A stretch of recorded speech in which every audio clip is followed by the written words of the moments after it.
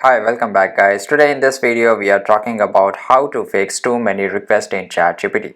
Why do you want to know how to fix too many requests in ChatGPT? Well, maybe you are facing this problem and you want to use the ChatGPT as soon as possible, right? So today I will show you how to fix too many requests in ChatGPT easily. By the way guys, check the video description and I'll try to leave the written instruction there. So right now you can see here, so basically if I just click on try ChatGPT, I will get this option.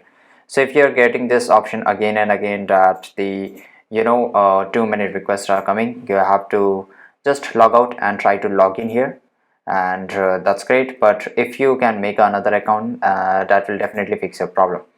And there is one more thing on the top right side corner there, you can set the three horizontal lines. Just go to there, then just go to the settings then, and after that you will see this privacy and security and clear browsing data. So here you can just clear it, and after that it will fix your problem because this will delete all the cookie which are stored for the ChatGPT, and this will fix it.